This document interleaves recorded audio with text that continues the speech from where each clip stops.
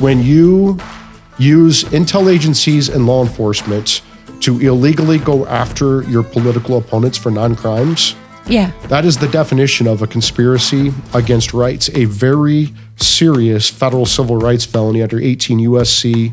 Section 241. And so I would say to all of those people you just named and many, many others, lawyer up.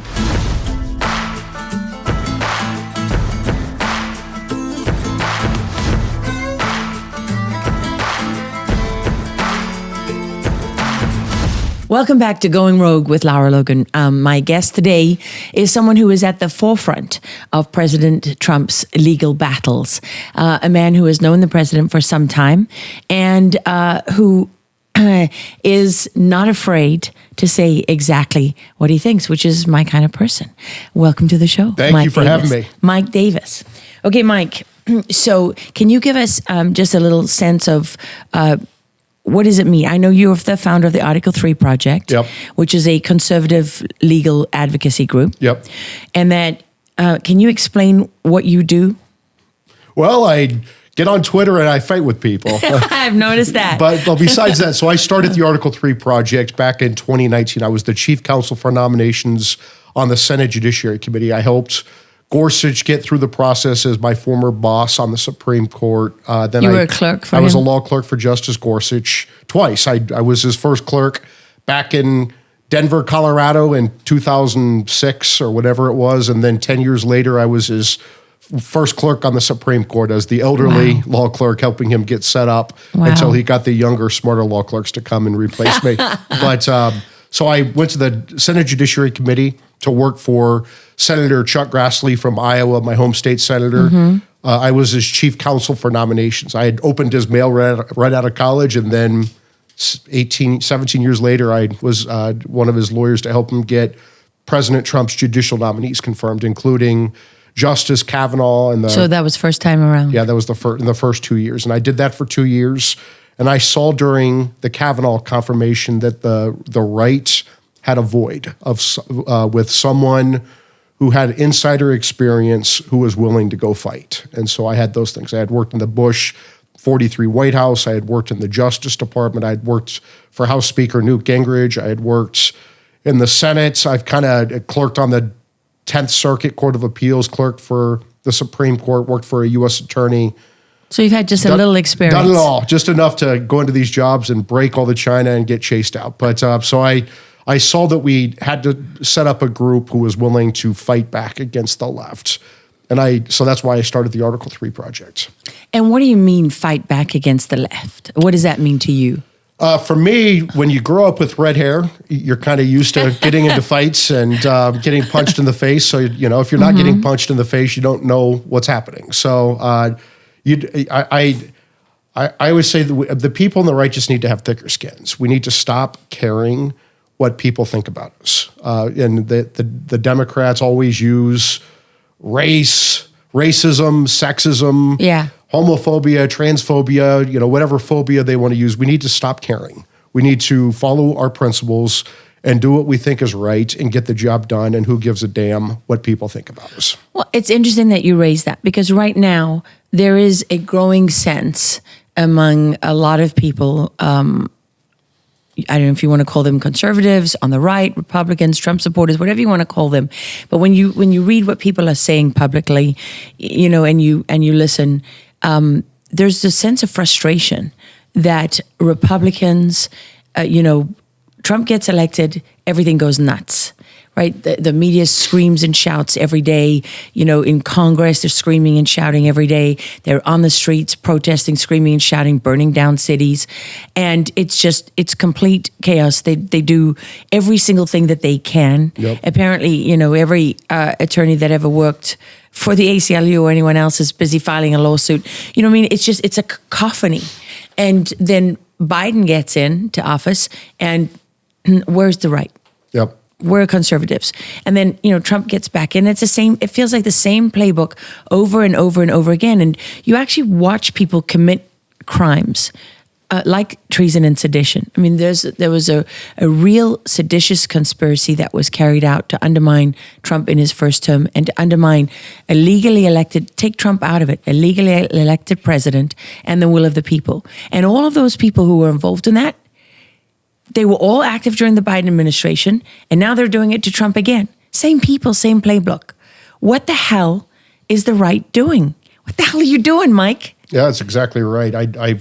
I always say that too many Republicans are the string orchestra on the Titanic. They want to look majestic as the Titanic's going down, and I'm not that type of Republican. I want to fight. I want to fight the left.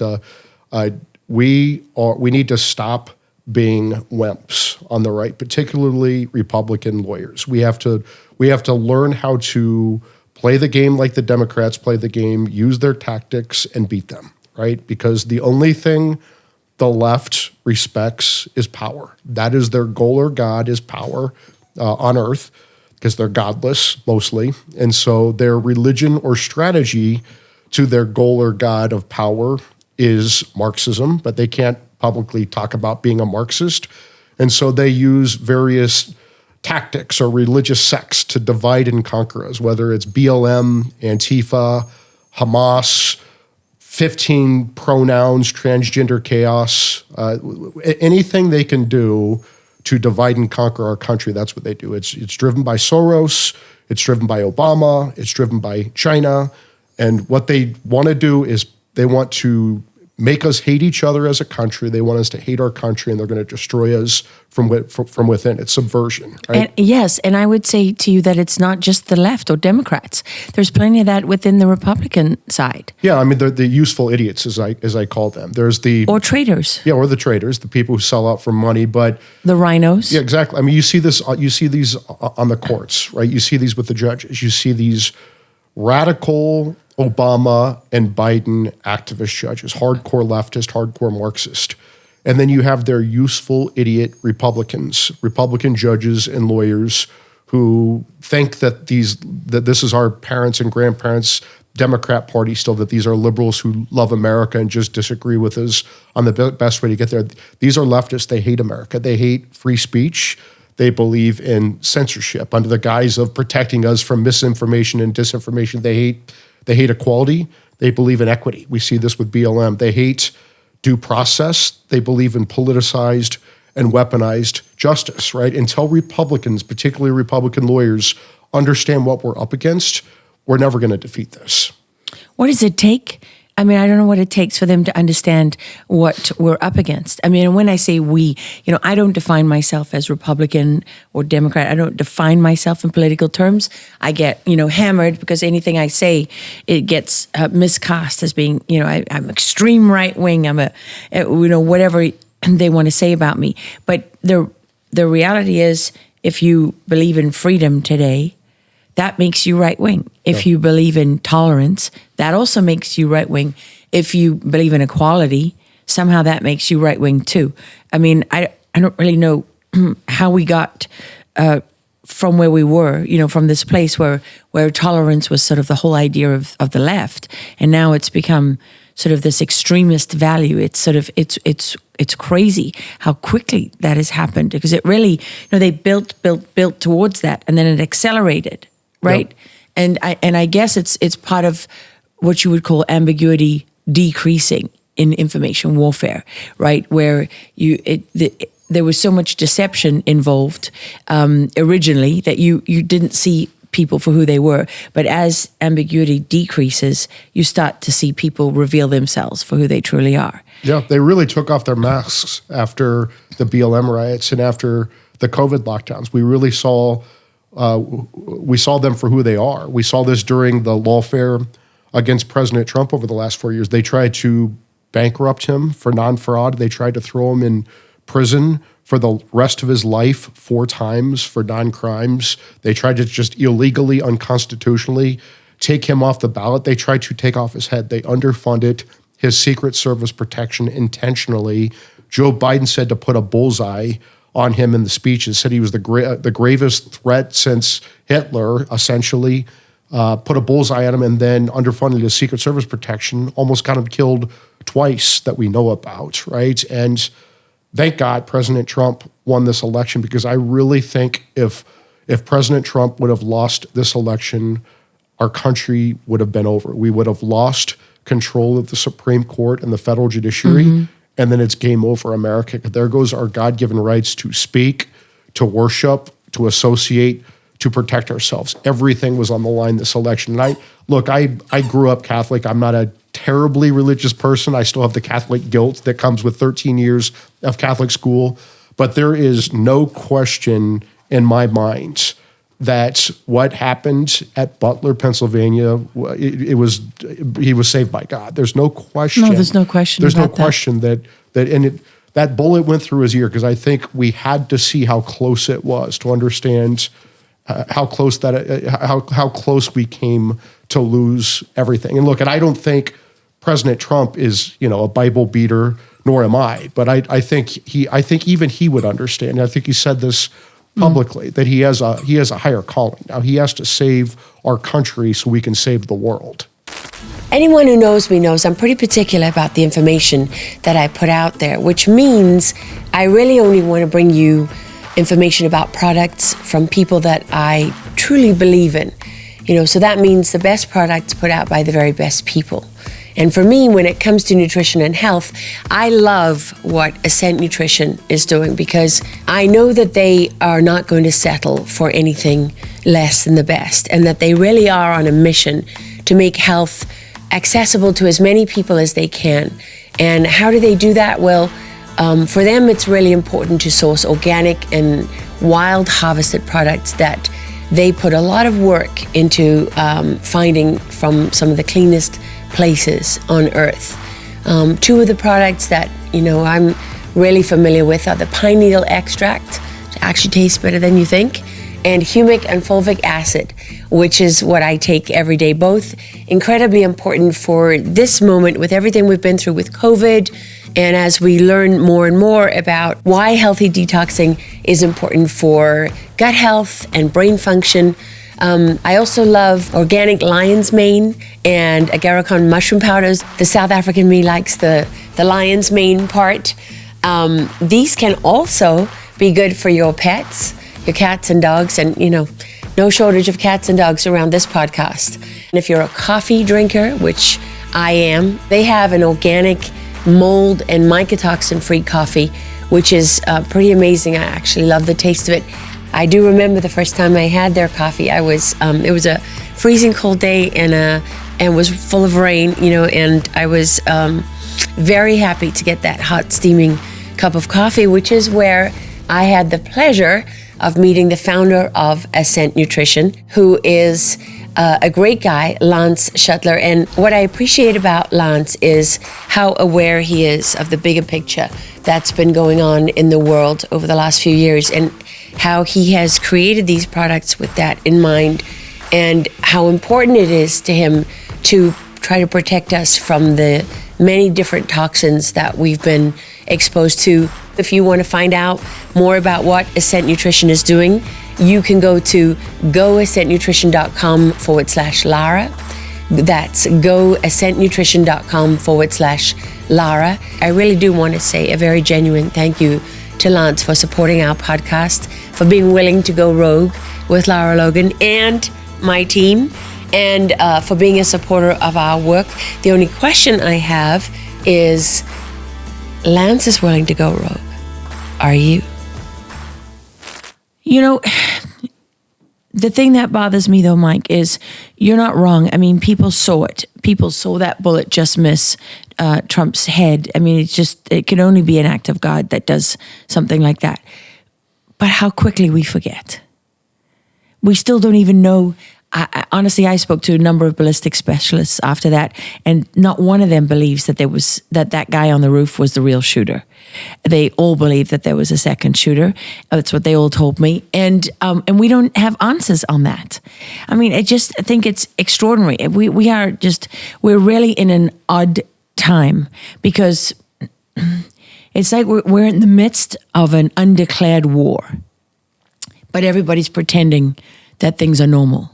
Yeah, it's a spiritual war. And we see demonic forces in this world. And we're up against a lot of demonic forces all over the world. And I think it's driven a lot by these godless Marxist monsters, right? They want heaven on earth. They want power on earth. That's what drives them. They want to control the world. They take sadistic pleasure in controlling other people. Like, they don't believe in freedom. We talked about this. They're not liberals. They're not. These are. No. They talk about President Trump being a fascist, which I think is just laughable. How many fascists want to dismantle the executive branch? Why would a fascist want to get rid of his power? Why would he want to get rid of federal agencies he controls if he's a fascist? Why does he want to return power back to the states and the American people as it's required under the Constitution? Why would a fascist do that? They wouldn't. The real fascists are the Democrats. They're the ones who want to consolidate power in Washington, D.C. They're the ones who want unelected bureaucrats who are only accountable to them to control our lives. They're the ones who want legislative, judicial, and executive power wrapped up into the Tony Fauci's of the world, right? These all-powerful government officials who can control our lives. The American people saw during BLM riots and the mostly peaceful protests that caused $2 billion in damage and killed a dozen people and destroyed cities, destroyed the Portland Federal Courthouse on a nightly basis for 6 months. The American people saw during the mindless, science-free COVID lockdowns where they made up the cloth mask mandate, they made up the 6-foot rule, they lied about vaccine efficacy. But they got away with it. And because they're the fascists who not only controlled governments, they control media, they controlled social media. Before Elon Musk came along, if you questioned... Yes, they had complete and utter dominance and control. Information control. Information dominance. Yeah. They just dominated the entire information space. But, okay... We are terrible fascists. If conservatives are fascists, we're the worst fascist on the planet, right? It's the Democrat Party has become the fascist party that wants to control speech. They want to control religion. They want to control our movements. They want to control what we think. They want to control what we say. That's the definition of fascism. When you have governments working with monopolists like Google, Amazon, Facebook, and Apple to control information, to control commerce, to control our thoughts, those are the fascists.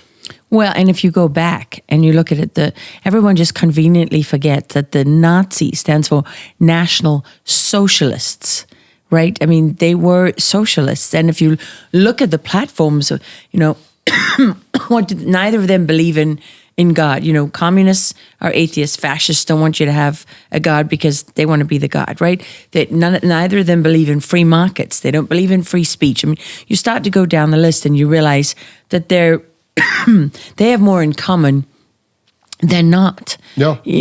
But I think it's part of this deception that we've been under. It's projection. They do project.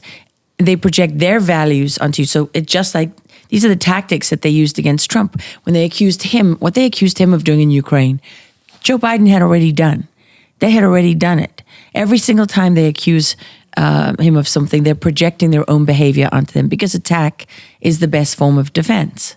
Yeah. And it's worked for them. I mean, if you remember when Dinesh D'Souza first was a political commentator and he came out and said that the KKK was the party of Democrats, everybody went nuts. It's true. And it's true. Yeah. So look at what they do. They do this deception, this sabotage of the president, and they've done this for 8 years. Remember Crossfire Hurricane. Let's talk about what they did to President Trump back in 2016. Hillary Clinton, as you know, had her illegal home server with our nation's most classified secrets. Yeah. And not only that, it had the Clinton Foundation pay for play foreign bribery schemes, right? She's taking money into the Clinton Foundation, tens of millions of dollars from foreign actors, and she's the Secretary of State. Yeah. Maybe, just maybe, that server had evidence that she is doing official acts in exchange for those tens of millions of dollars in donations that they're getting from these foreign actors. Quid pro quo foreign corruption. They got caught with this illegal home server. It probably got hacked by the Chinese and the Russians, maybe more. Hillary thought she deleted this home server. She bleach bit it. Remember, she destroyed the handheld devices with the hammer, but maybe, just maybe, the Russians and the Chinese had a copy, and maybe they were using it as blackmail against her. And maybe, just maybe, that server was going to get released before the 2016 election. And maybe, just maybe, that's why Hillary Clinton and Perkins Coie made up the Steele dossier, lied about Russian collusion, lied to the FISA court, spied on Trump as a candidate, spied on Trump as the president of the United States. Maybe, just maybe, Crossfire Hurricane is what's driving all of this lawfare, these assassination attempts against President Trump. They're trying to destroy him because he declassified Crossfire Hurricane, and that's why they tried to bankrupt him. That's why they tried to throw him in prison for the rest of his life. That's why I think that's why they underfunded his Secret Service protection. When President Trump just last week, he declassified Crossfire Hurricane again, right? And if when that gets out, when they start investigating Crossfire Hurricane, the house of cards is going to crumble on the Democrats, on Obama, Biden, Hillary, Clapper, Comey. A lot of very bad actors are going to be exposed with Crossfire Hurricane. Why didn't he do it the first time around? Here's what happened. He wanted to get those records released. And remember, the director of national intelligence, the CIA, they said you can't declassify these, you can't make them public, sources and methods. Yeah, I remember, but wasn't that the DNI you're talking about was Ratcliffe? Yeah, and then Rick Grinnell goes over there with Kash Patel. They declassify via presidential order. The day before Trump leaves office, they declassify Crossfire Hurricane. They waited too long. And then he declassifies them on January 19th, 2021, the day before he leaves office. Yeah. The FBI, the intel agencies run into the White House and they say, you can't publicly release these sources and methods. You're going to get people killed. So Mark Meadows, the chief of staff, issued a memo on January 20th, the day they leave office, January 20th, 2021. Do your Privacy Act review and then get out these documents. Well, guess what? Of course they didn't get out the documents. They did the Mar-a-Lago raid. That was the point of the Mar-a-Lago raid, was to go get back those documents. What happened is that after Trump left office, he sued Hillary Clinton for Crossfire Hurricane, civil lawsuit down in Florida. Bruce Reinhart's the magistrate judge on the case. He had Trump's attorneys raised the fact that he was anti-Trump. He posted anti-Trump things on Facebook, and so he had to recuse from that case. I remember. 6 weeks later,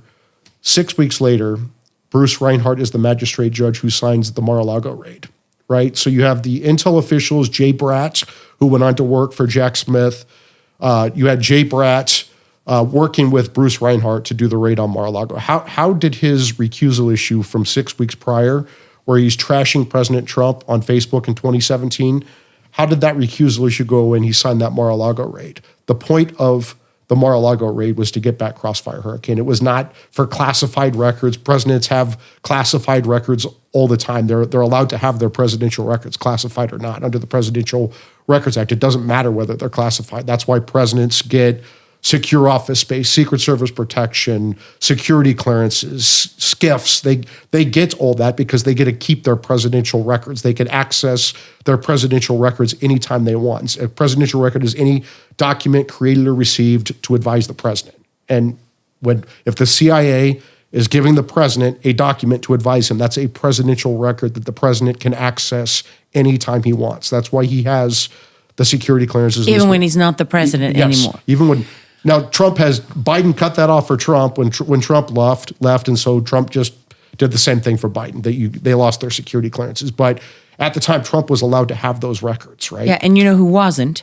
Was Biden when he was vice president. Yeah. Because that doesn't apply to the vice president. Well, he had 6 stashes of stolen classified records from his time, not only as vice president, he had it from his time as senator. So that means he had to have, remember that the national security advisor for Clinton, who shoved the classified documents down his pants when he was at the archives. That's essentially what Joe Biden would have had to have done. He would have had to have gone into the Senate SCIF and taken those records out of the Senate SCIF, right, to get them out of out of the Senate's gift to his home, and they found those records. They found 6 stashes of stolen classified records, moved several times, accessible by their Chinese agent.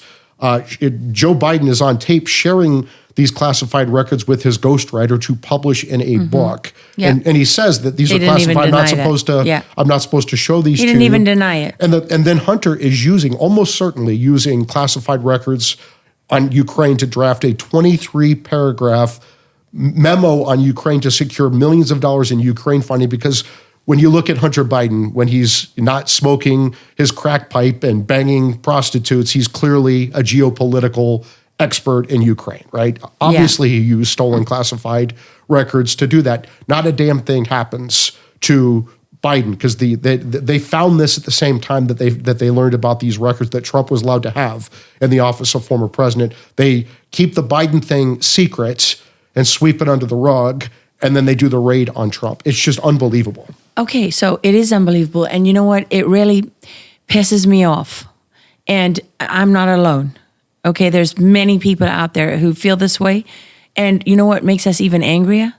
They get away with it over and over and over again. Yep. I mean, John Brennan, Susan Rice, James Clapper, Hillary Clinton, Mark Elias, all of these people, Jake Sullivan, they got to do it to Trump the first time around, and then nothing happened to them. You had to watch the Trump administration dance to their tune over and over again, responding to every stupid headline. Oh, there was a meeting in Trump Tower. Oh, there was a this. Oh, there was a that. Then they go back into the government. After the 2020 election was stolen, they go back into the government. They go back into positions of power. They do even more damage. They do all the things that you're talking about, sweep all these things under the rug. And then, guess what? Now they're doing it again. Well, I would say this, that President Trump, the first time, he had never run for office. He had never served in office. He made mistakes. He got a lot done, but he made mistakes. And one of the mistakes he made was hiring bad people, right? And putting weak, bad people in key jobs. He's had 4 years in office. He's had 4 years to reflect. He's faced 4 years of lawfare during that time of reflection. He was ready to govern on day one this time. He is not making the mistakes he made in the first term. He's hiring the right people, bold and fearless people who are going in there. And I would say this, that when you use intel agencies and law enforcement to illegally go after your political opponents for non-crimes, that is the definition of a conspiracy against rights, a very serious federal civil rights felony under 18 U.S.C. Section 241. And so I would say to all of those people you just named and many, many others, lawyer up, because this is an ongoing criminal conspiracy. The statute of limitations has not even began to start tolling because it's ongoing, and you can go all the way back to Crossfire Hurricane 8 years ago as part of this ongoing criminal conspiracy against rights. And so they should lawyer up that there is a new sheriff in town at the Justice Department in the name of Pam Bondi and Kash Patel and many others. And I am going to push very hard, very publicly, for them to open a federal criminal probe under 18 U.S.C. How is it not already open? Maybe it is. Okay, maybe it is. You wouldn't tell us if it was, would you? I wouldn't have that information, of course. I'm just a private citizen. Okay. I'll let you get away with that one for obvious reasons. I mean, there's a big issue here, which is the legal issue is much bigger. But this is, when you look at it, I mean, it's obvious this is vast conspiracy. And it's not just Section 241. What about treason and sedition? Yeah. Because there is also a seditious conspiracy where Peter Strzok, FBI counterintelligence was involved. Counterintelligence is supposed to be your protection against this. And you literally have the head of the FBI, the head of the CIA, the DNI, the counterintelligence officials within the FBI. You have them working together as part of a seditious conspiracy with lawyers, with the Clintons and others, the Obamas, the Sally Yateses of this world, the Norma Eisens, the David Brocks. They're all working together. I mean, are you telling them to lawyer up too? I think that anyone who is involved in a conspiracy with intel agencies and law enforcement to target your political opponents for non-crimes like they've done, I would say to them, lawyer up, justice is coming. And when? Well, I mean, you see these law firms losing their security clearances. You see these law firms. This is true, and this is a good sign. You see them losing their government contracts. You see the pawns being taken out, right? Yes, but you do see that. However, Perkins Coie, the law firm, immediately launched a lawsuit to fight that. So what many American people don't want to see happen this time around is to see the Trump administration be pushed on. Sure, Trump came in ready to govern on day one. No question about it. He demonstrated that. But what has happened since is over 150 lawsuits launched against his administration and, chipping away, putting the administration back on defense. Yeah. And well, what people don't know is how much does that derail the agenda? How much does that stall? How much time does that buy his enemies? Yeah. Because what they don't see is, yes, people are losing their security clearances, and that's a big deal. Yes, people are losing their government contracts. We don't care about that anymore. Dr. Fauci was responsible for the death of millions of people. The fact that he doesn't have his job anymore isn't good enough. Yeah. USAID has been funding a radical Marxist agenda all over the world. We have been giving out business loans to children. We have been sending Social Security and Medicare payments overseas. We have been dead people. and to dead people. 150-year-olds. Yes. And no one has yet been held accountable for any of that. Well, I don't know if that's fair, because remember, we're 2 months in. Yeah. And look at how much President Trump has done. Look, he campaigned on the fact that he's going to hire Elon Musk. He's going to set up the Department of Government Efficiency in Doge. He's going to secure our border, and he's going to get illegal immigrants, particularly dangerous illegal immigrants from MS-13 and foreign terrorists from Trinidad, Aragua, the hell out of America. And President Trump is actually doing the unthinkable in American politics. He's actually doing what he promised American voters he would do. The American people gave him a broad electoral mandate, 312 electoral votes, all 7 swing states, the popular vote. He kept the House. He won a comfortable margin in the Senate. The American people, they expect that he's going to lead, and he's leading. He's leading on day one, and that's why these Democrat activists are panicking. I mean, look what he's done. He went and ripped the sign off of USAID and canceled. He's canceled hundreds of billions of dollars in government contracts and spending. And then had a judge order him to pay it. Well, that's just it. And this is my point. The Democrats' last line of defense, because they don't have the House, they don't have the Senate, they're losing these executive branch agencies that were their subversive actors, the deep state, right? They're losing all this. And so they're running to their activist judges, right? You have these Democrat lawyers running to these Democrat activist judges, particularly in D.C., and they are sabotaging the presidency. They are sabotaging the president's core Article 2 powers. President Trump is not stealing legislative power from Congress under Article 1. President Trump is not stealing the Supreme Court's judicial power under Article 3. He is exercising core Article 2 executive power, right?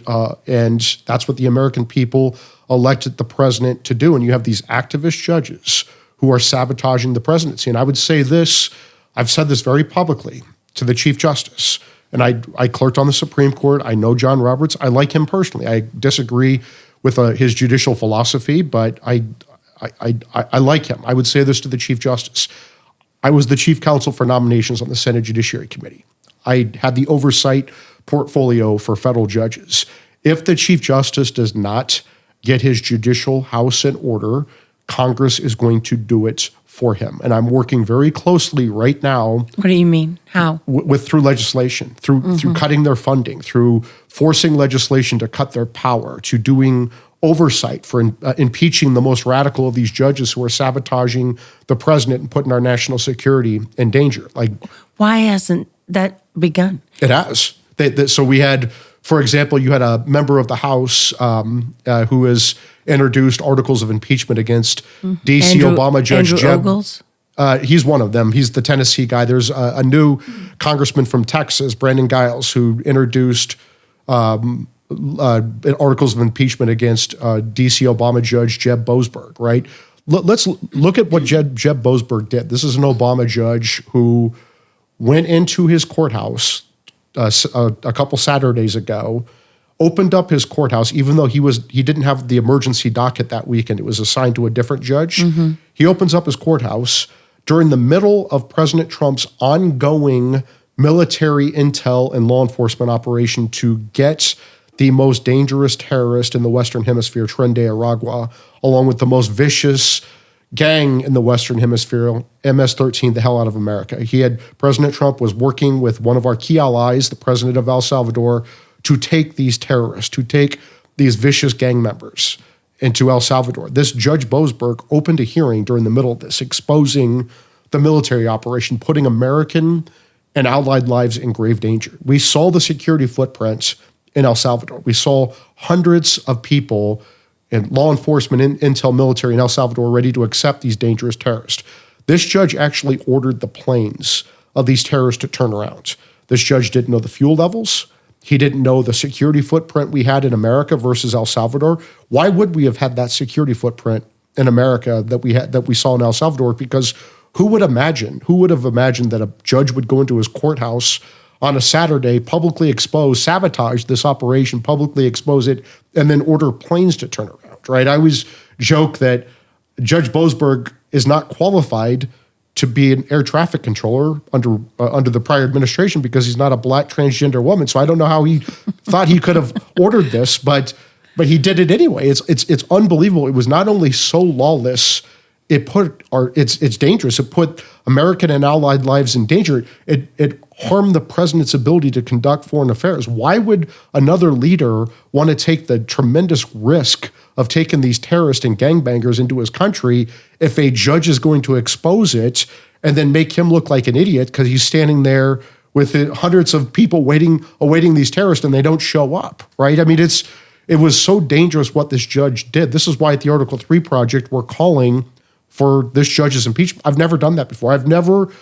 As a lawyer, an officer of the court, I've never told someone to ignore an order. I very publicly said the president should ignore this order from this judge. And I've also never called for a judge's impeachment like this, and I'm doing it with this judge because this is so dangerous what these judges are doing. They're radical judges who are trying to sabotage the president because they have political and policy disagreements. At this point, though, I mean, if you look at the track record from the very first moment Trump was elected the last time, it really doesn't surprise me that they will do anything possible to stop him. Yeah, they tried to bankrupt him. They tried to throw him in prison 4 times. They tried to take him off the ballot. They tried to take off his head. Of course they will. They'll do anything. So, I mean, turning the planes, ordering the planes to come around, I mean, that doesn't surprise me that they would do that. Remember the ban that Trump put on the first time around, they stopped that, especially when it comes to the immigration issue, because it goes to the heart of the invasion of this country. It goes to the heart of the globalist war on sovereignty and borders and sovereign nations, individual sovereignty, national sovereignty. I mean, this is really one of the core tenets of their strategy, and they're going to defend it at every cost. And it's also one that's pretty easy for them to defend, that plays well for them in certain areas. Because right now what they're arguing is that you have no proof that these people are Tren de Aragua. You've got people I've seen some. Besides their Tren de Aragua tattoos all over their bodies. Well, I mean, some of them have the tattoos all over their bodies, but some of them don't, right?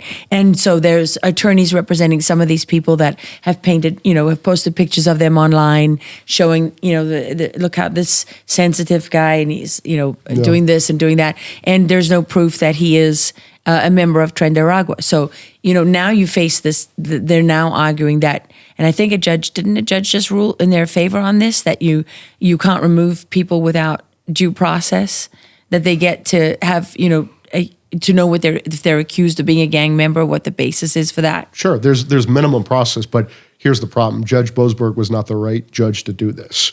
The relief you seek is habeas relief in Texas, right? That's where these gangbangers were flying from. So you go to Texas and you file a habeas petition with that judge in Texas. They didn't want to do that. They wanted to go to a radical judge in D.C. who did not have jurisdiction over this case because they knew that radical judge in D.C. is going to side with bringing terrorists. It's going to do whatever they want. Yeah, terrorists and gangbangers back into America, right? And so there is due process. There is a process that you go through. It's a habeas process in the state from which you're being deported, not running to Bozo the Clown, Boasberg the Clown in D.C. and having him expose an ongoing military operation and turn around planes or try to turn around planes as the black trans air traffic controller from the D.C. courthouse. So where does that particular fight stand right now? The D.C. Circuit panel just heard the emergency stay. They sided with Judge Boasberg, and so it's going to go to the Supreme Court.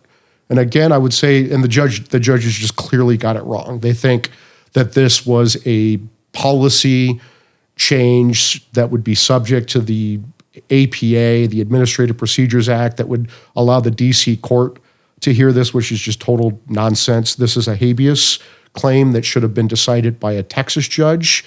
And so the Supreme Court's going to have to decide this. And I would say to the Supreme Court, if you let these activist judges sabotage the duly elected president of the United States, who just won a broad electoral mandate on the fact that he's going to protect our country, which is very clear he has the right to do, including a recent Supreme Court. The Constitution is clear on that. Yeah, the Article 2 of the Constitution, along with the Supreme Court's 2018 ruling in Trump versus Hawaii, that makes it very clear the president is acting very lawfully here. If the Supreme Court does not stop these activist judges from sabotaging the president, he's going to start ignoring these orders, as he should. And then I would say to the Supreme Court, how are you going to enforce it? Are you going to send your law clerks to go enforce your orders? Because if the president ignores your orders because they're lawless and dangerous, then it is a disaster for the Supreme Court. It is a disaster for the federal judiciary. It's a disaster for the country, because when the Supreme Court loses its legitimacy, it loses everything. So this would be catastrophic. Yes, no question. And the Chief Justice needs to understand that whether the Washington Post or the New York Times writes a good or a bad story about him, he needs to understand this is the red line. If they are going to let activist DC judges tell the President of the United States he cannot deport foreign terrorists out of our country, he's going to ignore those orders, as he should, and then the Supreme Court's going to lose everything. The counter argument, though, is how do you know they're terrorists, and are you sure they're terrorists, and what is that based on? And you're saying that's a habeas issue that should have been addressed in Texas, but they didn't give anyone an opportunity to address that in Texas, did they? Well, they could have filed a habeas petition in Texas. They filed it in D.C. Right. Why couldn't they have filed it in Texas? Which they should have if they were following the law. Because they knew that in Texas you have judges who actually follow the law, right? And as opposed to Judge Boasberg, who's an activist. Yeah. They had time to file in D.C. Why didn't they have time to file in Texas? But it's halted the deportations, right? I mean, they're not doing any more of them. Maybe. Mike. I mean, I'm just a private citizen. I don't know. Okay. Well, it appears publicly to have halted the deportations at this point. I mean, certainly if there's any more of Tren de Aragua, which, is a terrorist organization now, actually, right? So it's not being released publicly. I would say this. Isn't it amazing that after the Biden Justice Department made January 6th the biggest law enforcement operation of all time and spent 4 years hunting down every grandma who trespassed and took selfies on January 6th, and these judges let these January 6th defendants get persecuted? Yes, persecuted under the Supreme Court's Fisher ruling when the Justice Department politicized, weaponized, contorted a post-Enron obstruction of justice statute intended to go after corporate fraud. You mean the 1512 charge? To go after political enemies, obstruction of they used a felony obstruction charge to go after Trump supporters on January 6th. These judges did not give a damn about these due process rights of these defendants. They let these people suffer in jail before their trials for months and months and months. They let them get abused. They violated their Fifth Amendment rights, their Seventh Amendment rights, their Eighth Amendment rights. I mean, not one of them got a fair trial. Not one of them got a speedy trial. Not one of them got, they violated their Fourth Amendment rights with these by raiding their homes with SWAT teams for nonviolent misdemeanor offenses. Yeah. I mean, and Boasberg is one of these. So I don't want to hear Boasberg cry about due process rights of foreign terrorists who are kidnapping, robbing, raping, torturing, and murdering Americans. I don't give a damn about those people. He didn't give a damn about due process rights of Americans. Trump supporters. When Boasberg the clown starts caring about the January 6th defendants and how their due process rights, their constitutional rights were clearly violated. Yes, according to the Supreme Court's Fisher ruling, they were persecuted. When these DC judges start caring about Americans, then I'll start caring about Tren de Aragua and MS-13 due process rights and tell them I don't give a damn. So what about the argument, I mean, you talk about impeachment, right? What about the argument that they're not going to get impeached? Well, I don't look. This is where I differ from a lot of Republicans. I don't care if they get impeached and removed. I want the process to be the punishment. I want them to spend their time defending themselves in an impeachment proceeding instead of moonlighting as an air traffic controller and ordering the president to turn around planes full of terrorists. It sounds like after they persecuted Trump supporters for 4 years and Trump pardoned the Trump supporters and dismissed their cases, these judges in D.C. are bored, right? And so let's keep them occupied with impeachment instead of where they think they can go sabotage the president, right? It's when they're idle, they do dangerous things. So how do you address the argument that no one is above the law and judges have a responsibility and they have a right to rule on these things and that this is what justifies the accusation that Trump is sort of a fascist dictator because he's trying to disregard the judicial branch? No, he's not disregarding the judicial branch. This is not judicial review. This is judicial sabotage. These judges have judicial power. They have all the judicial power. The Supreme Court has the judicial power. Congress has the legislative power. The president has the executive power, and the president alone.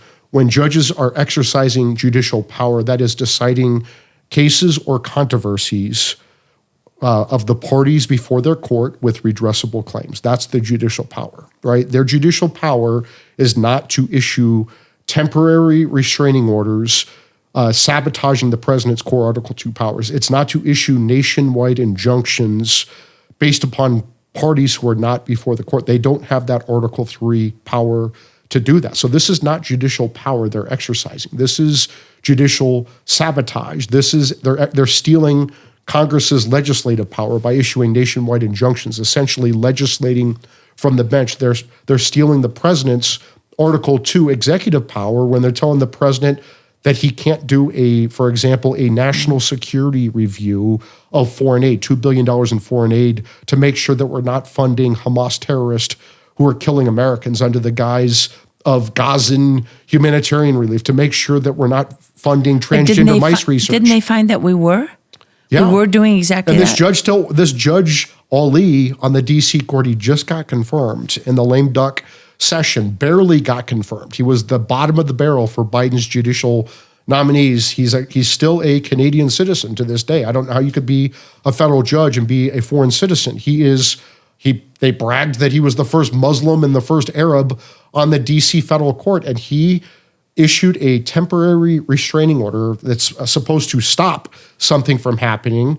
He issued a temporary restraining order ordering the president to send out $2 billion in foreign aid at USAID against the president's national security review. And he put a timeline on it. Yes, it's unbelievable. And the Supreme Court let him get away with this because Justice Amy Coney Barrett and the Chief Justice Amy Coney Barrett's a law professor from Notre Dame, and I always say that she's a rattled law professor with her head up her ass. She thinks that, he called it a temporary restraining order, and under my civil procedure exam and my civil procedure manual, those are not appealable. Well, he might have called it a temporary restraining order, but it's not. It was clearly an injunction, a permanent injunction, because they're sending $2 billion out the door, right? And so, has that money gone? Yeah, they sent the money out the door. That's the issue: is how much money do we just send to Gazan humanitarian relief that's going to fund Hamas killing Americans? Isn't that material support for terrorists? You would think so. Which is another crime. You would think so. Okay, so what do you do about that? That's a good question. I mean, what I think needs to happen, remember, they have a lot going on in the Trump administration. They're trying to fire a lot of people, cancel a lot of programs, cancel a lot of grants. Their people are just getting confirmed by the Senate. It's, they're at war. It's going to be a bumpy road for the next 4 years, but particularly the next 6 months until we get through these activist judges with their sabotage. And we're going to break through this. I'm going to make damn sure that So that what's going happens. to happen in this case with Judge Ali and the USAID issue? I mean, that's been to the Supreme Court, and they sided with him. They sided with him on the emergency docket on the temporary restraining order, But not the issue. not the substance. Not the At substance the end of the day, issue. Trump's going to win all these cases. But how long is it going to take? That's the issue. The issue is if they are continuing to sabotage the president. Let's just put it this way: what if Congress told the Chief Justice that the Supreme Court can't exercise their judicial power for 2 weeks or 2 months? That would be unacceptable, right? Mm-hmm. That would be unacceptable. The Chief Justice would strike that down immediately. So how the hell can a judge tell the president for 2 weeks or 2 months or even 2 seconds that he can't exercise his executive power? They can't do this, and that's the point. But they argue that there are checks and balances built into the system, and judicial power is a check on overreach or misuse of executive power. But that's the issue. He's not overreaching and misusing his executive power.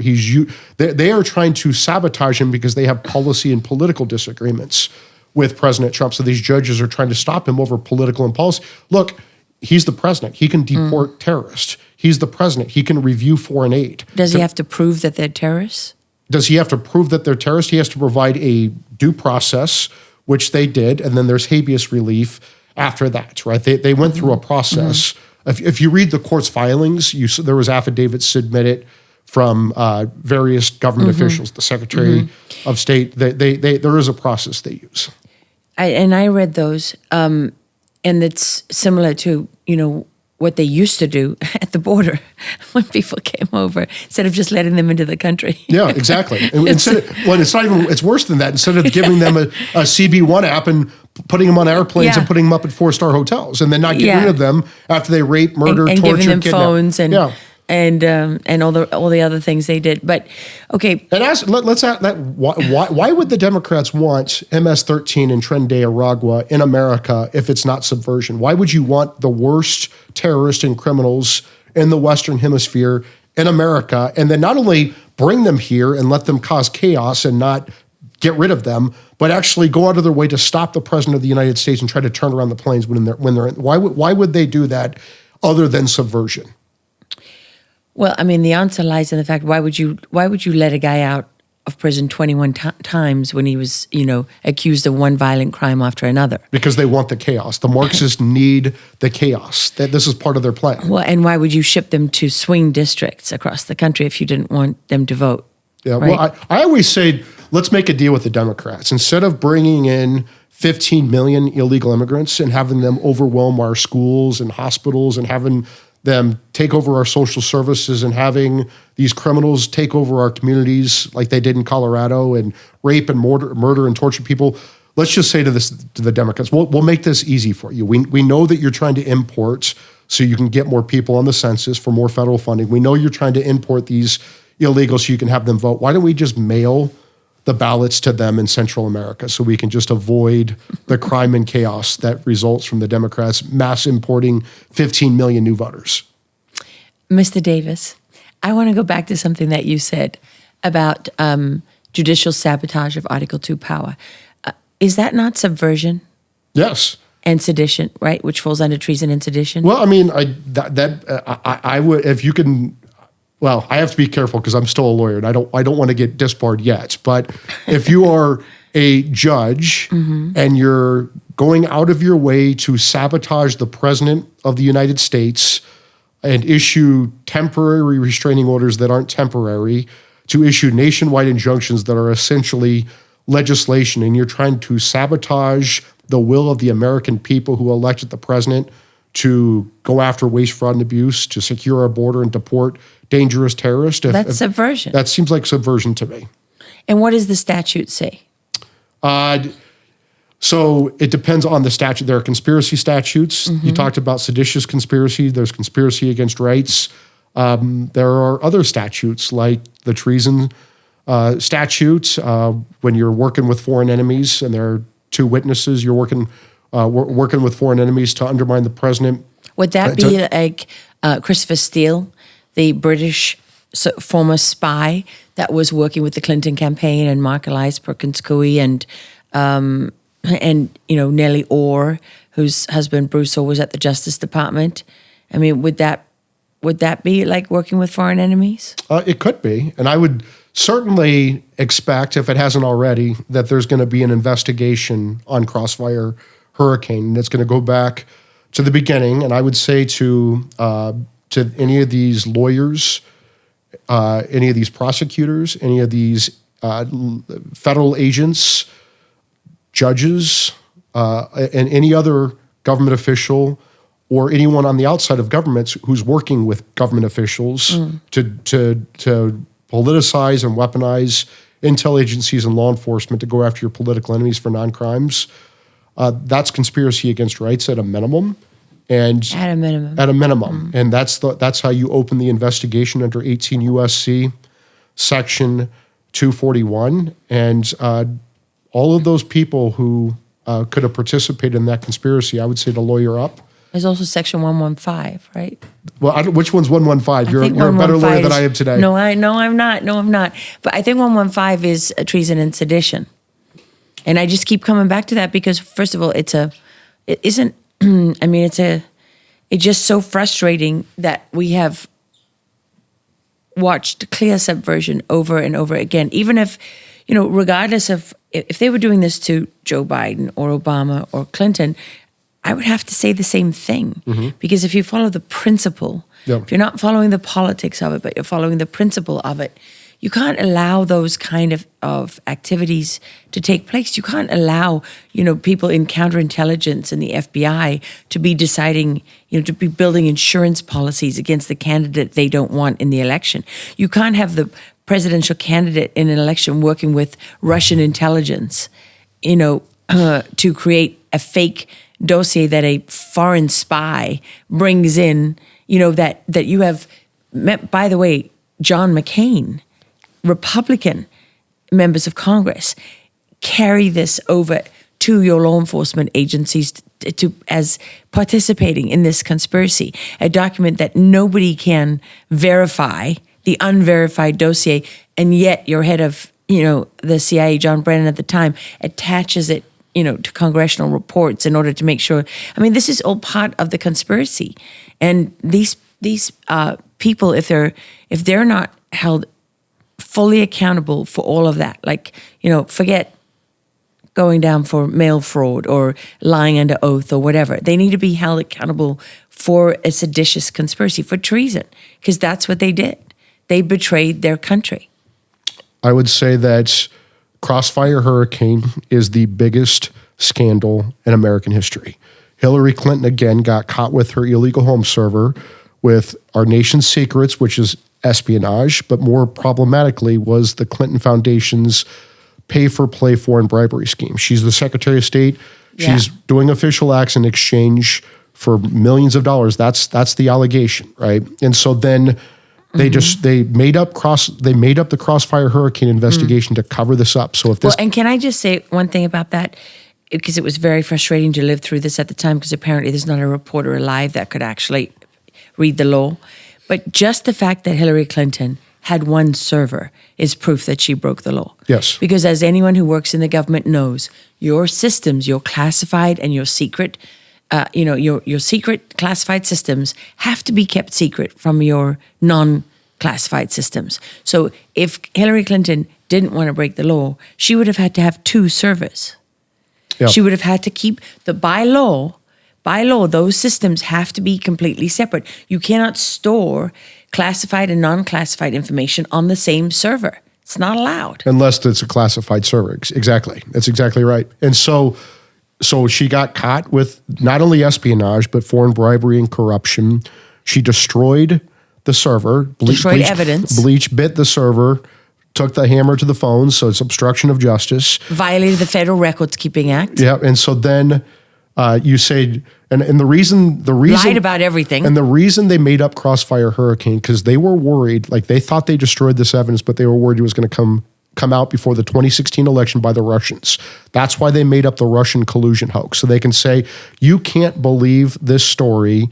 This is a dirty campaign trick by the Trump campaign. They're colluding with the Russians. Don't believe this story. And not only don't believe the story, but don't report on it. Do you Yeah, remember all yes. of that? Well, you're not allowed to report on it because then you're promoting Russian propaganda. And you say, that sounds so crazy, Mike. How could you possibly think that? Well, they did the same thing with Hunter Biden's laptop in 2020. Remember, they had the 51 former intel officials working with the CIA to say that it had all the hallmarks of a Russian disinformation campaign. Got the New York Post, America's oldest newspaper, taken. They took down the New York Post. Not only could the New York Post Twitter, took it off the internet. They took the story. They took the New York Post off the internet. They controlled all the social media, so they would not let anyone report that the Bidens were taking foreign bribes and corruption before the 2020 campaign. If the American people would have known about Hunter Biden's laptop and the foreign corruption before 2020, there's no way Joe Biden would have been sitting in that White House. Okay, but what about if the American people had actually seen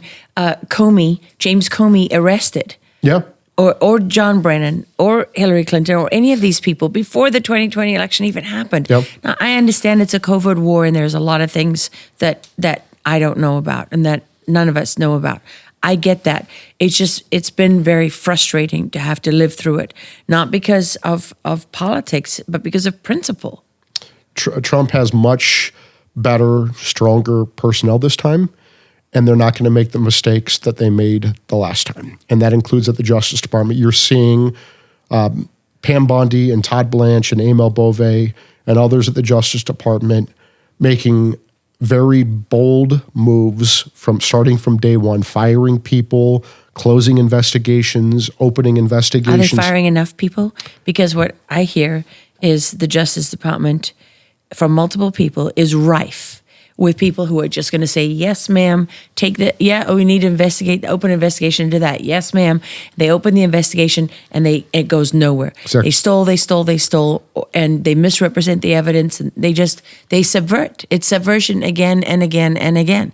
Pam Bondi's been subverted at the Department of Justice. It's happening to Kash Patel at FBI. It's happening inside the Pentagon. I mean, Trump as the commander-in-chief is being subverted and undermined from within.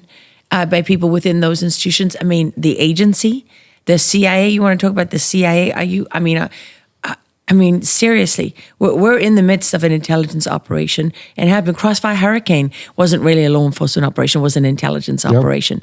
So, I mean, when I say to you, when I raise concerns to you, it's not because Trump is not delivering from day one on almost everything. I mean, the man is doing everything humanly possible to drain the swamp and to change a system that has been put in place over, more than 100 years. Yep. I mean, you could argue it even goes back further than that, but really, the 1913 Federal Reserve Act, the creation of the Federal Reserve, the insanity of the Federal Reserve, that they they print money that they loan to U.S., that U.S. citizens have to pay taxes to pay back that loan. That is, I mean, what the hell is that?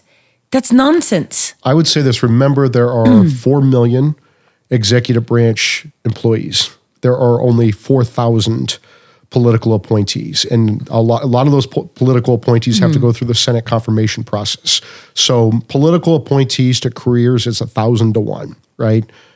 They're just outmanned and outgunned. They are, and of those federal employees, look at how many people are Trump supporters. Not very many, right? These are people who work every second of every day to undermine and subvert the president of the United States. So how the hell is he going to deal with that? That's the issue. I mean, it's going to be a slog for the next 4 years, but he has to win these early cases at the courts that establishes his core Article 2 executive powers to fire people. Because otherwise it's going to be the same play over and over and over 100%. again.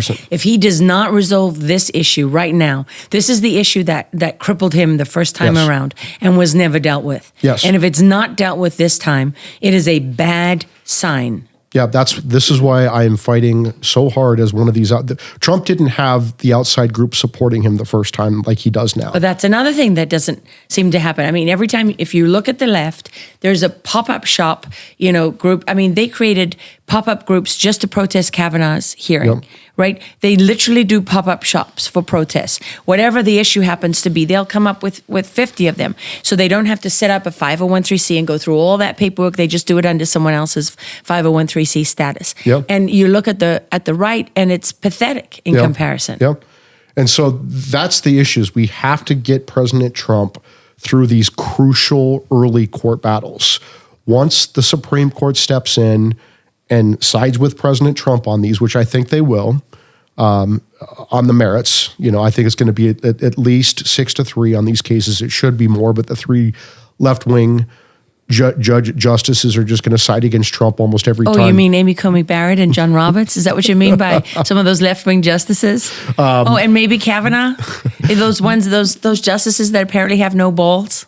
They do have balls, but I think they're in the Justice Sotomayor's purse, and so So apparently so. So yeah, I hear what you're saying. I do think. Look, this is what you have to do at the Supreme Court with these conservatives, and it's pathetic. You have to do this, but we have to do it. We did this on presidential immunity at the Article 3 project. Not only do we have to help President Trump get the best lawyers to make the best legal arguments, like John Sauer, who's going to be the Solicitor General of the United States, was Trump's lawyer and made the presidential immunity legal argument that everyone laughed and said was so stupid. Then you have to make the political case. And that's what we do at the Article 3 project. We help President Trump find the best lawyers. We help him make the political case, because you not only, with conservatives, you have to have the law right and you have to have the politics right. The law being right is not enough for a lot of these conservatives because, as you said, they don't have balls. They really don't. What's up with that? That's, I would say that the biggest cowards on the planet tend to be white Republican lawyers, particularly in Washington, D.C., because they're so scared of being called racist and sexist and homophobic and transphobic and whatever phobic, and so that's how the left cows them. Well, you're a white Republican and I don't lawyer, and that's right. And I don't give a shit. Why? Why don't you care? I don't. Like I said, I grew up with red hair. You think I grew up with red hair and a face for radio? I don't care. I don't care what people think about me. Born where? I was born in Des Moines, Iowa. Right. So I do not care. And I was raised by liberal parents. Right. I was the Alex P. Keaton in my family. And the reason I am conservative, my parents were like these do-good liberals.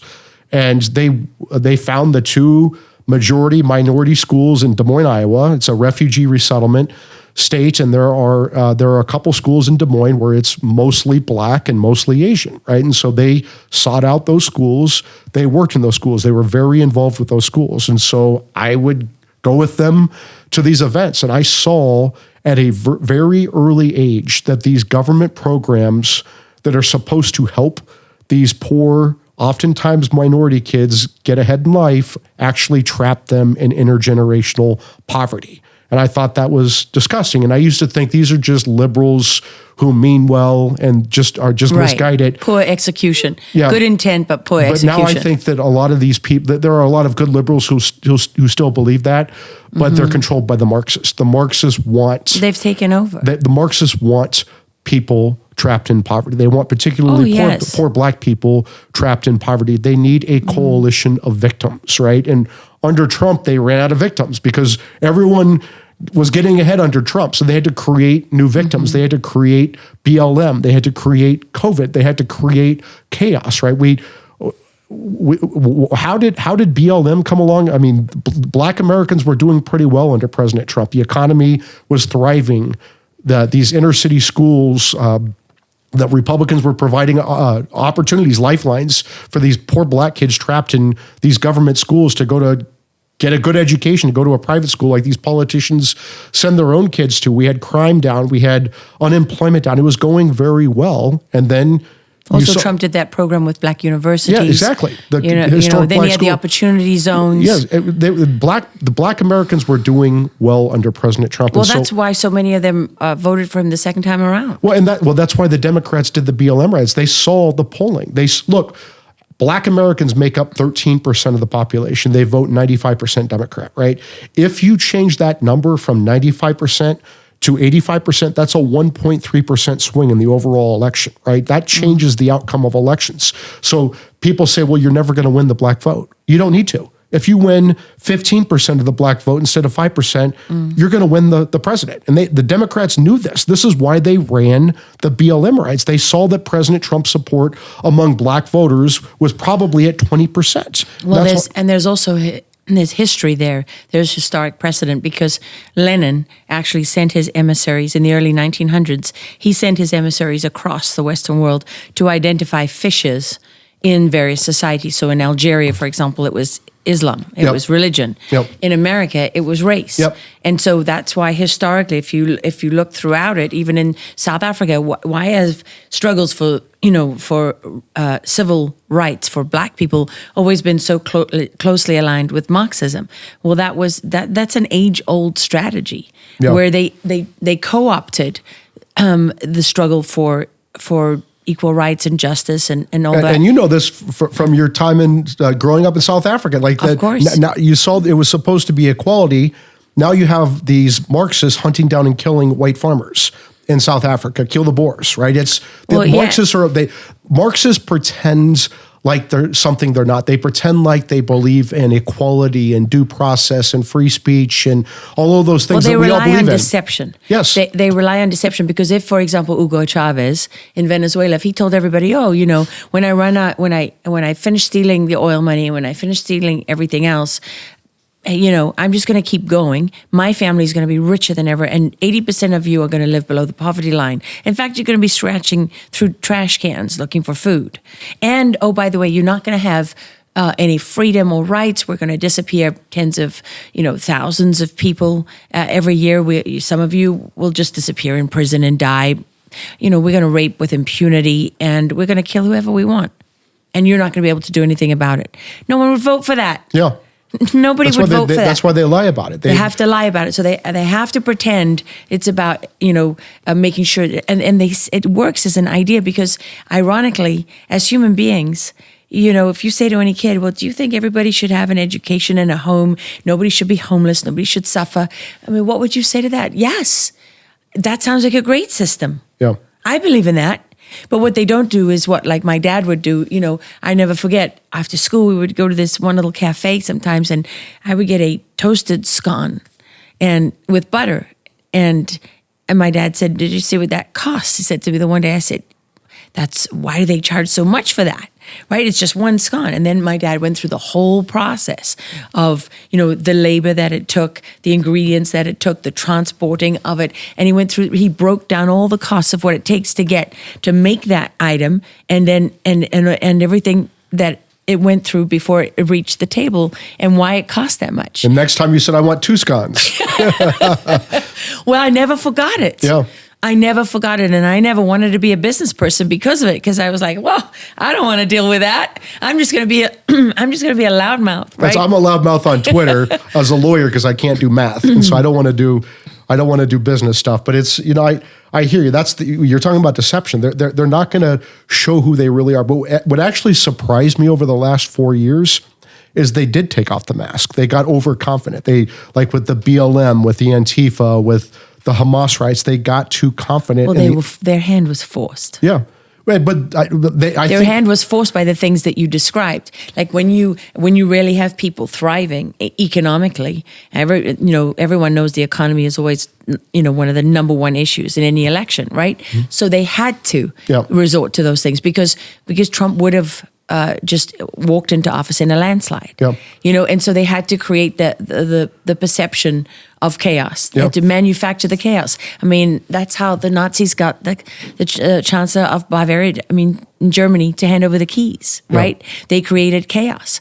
But, Mike, I want to... The COVID lockdowns. I mean, think about what they did with the COVID lockdowns. Well, that was just outright theft. They wanted to destroy our economy, to destroy Trump's presidency. They wanted to make us miserable to chase Trump out of office.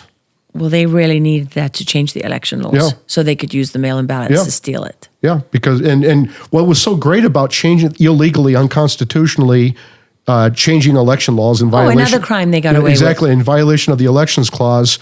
Remember with COVID, somehow COVID, not only does it spread from human to human, but it somehow changes your signature. So they got rid of signature. Not only did they go to all mail ballots, but then they got rid of signature verification because COVID changes your signature apparently. So apparently. Remember they turned it down where signature verification was meaningless. So you can just scribble anything you want it on the affidavit and send it in your mail.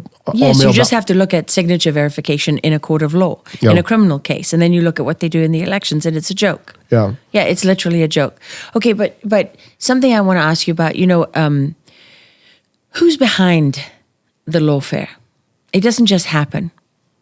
Who do I think? Well, I know that Norm Eisen puts himself out there very publicly. And can you explain who he is? He is a former Obama top lawyer.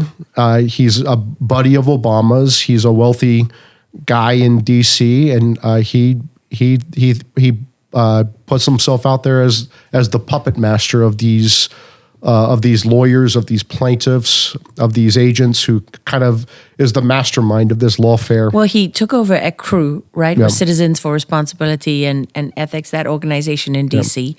And CREW was responsible for countless lawsuits against Trump. Including trying to take Trump off the ballot in Colorado, unconstitutionally. Right. Financing illegally. Those efforts. Yep. He also worked with David Brock, who was head of Media Matters for America, who also was at CREW for a while, but who founded Media Matters for America. The two of them created the 65 Project. Yep. And they target lawyers, Republican lawyers, to cow them with bar complaints. They threaten their bar licenses. They try to disbar them. They disbar them. It's amazing that they haven't tried to disbar me yet. Why is that? I don't know. I'd try it, see what happens. I mean, they probably know that I will sue their asses if they do that and make their lives miserable, because I'm not your typical Republican lawyer who's going to cow to them. Why do you need a bar license to practice law? I mean, when you graduate from college, why isn't that enough? Well, like law school? Because the lawyers want to control their own profession, right? Just like doctors want to control their own. But it's a British thing, isn't it? The bar. Well, what they do in Britain, which is what they should do, is that they have like you graduate from school and then you go be an apprentice for a lawyer for a couple of years, a barrister, and then you're a lawyer. And that's what they should be doing in America. Yeah, but who created the bar? It was the Brits. Yeah, I don't know why we have the bar system in America, because it just allows leftists to control the legal system in America. Well, and look what they've done to Rudy Giuliani. Yeah. I mean... Destroyed the man. For what? Because he dared to question the stolen election, right? I mean, and before that, because he exposed what they were doing in Ukraine. I mean, they really hate him. They've tried to destroy the man. Look. Is he going to be restored? Because he should be. He should be. Like Jeff Clark. They did the same thing to my friend Jeff Clark. Jeff Clark was a Justice Department official who was advising the president, and the Democrats didn't like the advice that this lawyer gave to his client, and so they tried to destroy his lives. They indicted him down in Georgia. They tried to take away, they're still trying to take away his law license. Look, I pushed very hard for Jeff Clark to get back into the Trump administration, and he's there now. He's in the White House Office of Management and Budget. He has a really important job there to manage the regulations across the entire federal government. I would say to these Democrats, for 4 years, you guys were the hunters. And now for the next 4 years, you're going to be the hunted legally, politically, and financially. And Okay, but see, people call that retribution. I think retribution is a very crucial part of justice because it restores the victims, and it's a powerful deterrent to make sure that this never happens again. So you can call it retribution, you can call it accountability, you can call it law enforcement, you can call it whatever the hell you want, but I'm all for it. Norm Eisen just had his security clearance stripped. What does that mean? What does that do to him? Well, it means he can't have matters with the federal government as a lawyer with clients who where those matters require security clearances. So a lot of the work that he does for corporations that are trying to navigate government rules and regulations where you need a security clearance, he can't do that anymore. And when you look at a guy like that, because now he has the blog with that awful woman, Jennifer Rubin, and That's a woman? yeah, sometimes it's hard to tell, I will admit. She's got a face for radio, that's for sure. I'm not supposed to say that kind of thing, but it is true. You can check it out. Like me, she has a face for radio. So. But I think what's so unpleasant about the two of them is just first of all, it's a constant stream of lies, but then it's also just this hatred, right? This Trump derangement syndrome was a good term to come up with because there are some of these people that are involved in this where it's relentless. And what is frustrating is seeing that they just constantly get away with with subversion, because launching over 150 lawsuits, determining in advance that this is what your strategy is going to be. We're going to stop everything they try to do. We're going to try to stop with a lawsuit. Yeah. Is that a crime? When you are weaponizing government agencies, whether it's intel agencies or law enforcement or other agencies, to go after your political opponents for non-crimes, that is conspiracy against rights under 18 U.S.C. Section 241 at a minimum, along with many other potential crimes. And I would say this, they were able to get away with this in the first term because President Trump had weak and dumb people in key posts. He doesn't have that this time. They're not going to be able to get away with this. These judges are sabotaging the president. They're working with these activist lawyers and activist plaintiffs, and activist judges are working together to sabotage the president after he won this electoral mandate. It's going to work in the short term. It's not going to work in the long term. The Supreme Court will stop this, and if the Supreme Court does not stop this, it's going to light the federal judiciary's legitimacy on fire. What can you do about the senior executive service, which is that layer of bureaucracy that is kind of a law unto itself, that is outside of the oversight of Congress, that decides its own salaries and determines, whether or not people can be fired and hired. I mean, it is literally the deep state. It's not the whole deep state, but it is a core component of the deep state. Yeah, I think we need to step back and just have a broader discussion because it's so important here. People need to understand then America, the difference between America and Great Britain from which we escaped, right? In Great Britain, there's God, and then there's a sovereign king or queen, and then that monarch gives power to their subjects through documents like the Magna Carta. So we have a sovereign king or queen, and then we get the crumbs as the subjects, whatever the king or queen wants us to have, right? In America, it is a radically different concept. We have God, and then we have we the people. We are the sovereign. We have the power. We the people. We lend power to governments through our Constitution. Our U.S. Constitution is a loan agreement. So we the people loan our federal government specific, enumerated, and divided powers. And then whatever powers are not specifically enumerated or mentioned in the Constitution belongs to the states and we the people. And the 10th Amendment confirms that. So we give The Congress, the legislative power under Article 1, the most powerful power is the legislative power. We divide that between the House and the Senate and 535 different members. The executive power, all executive power, belongs to the president. He runs the executive branch. And then the judicial power belongs to the Supreme Court and whatever lower courts that Congress creates. That's the Article 3 judicial power, right? That's how our system worked until about 90 years ago. And then 90 years ago during the FDR administration, the Supreme Court was striking down FDR's New Deal programs because it wasn't allowed by the Constitution. They might have been great ideas, but it was not allowed by the Constitution, right? And so the Supreme Court was saying, this is not in the Constitution. You do not have this power. You can't do this program. FDR threatened to pack the Supreme Court, and it worked. He threatened to pack the Supreme Court. The Supreme Court changed its jurisprudence and essentially turned the Constitution on its head. Folded. Yeah, folded. The Constitution went from a shield that protected us from government to a sword the government uses to come after us. And the Supreme Court essentially ruled that unless the Constitution says the federal government does not have the power, it has the power. Switched it. Instead of the federal government only having the powers that are mentioned in the Constitution, the Supreme Court essentially said under the Commerce Clause, unless the Constitution precludes the federal government from doing it, it has that power.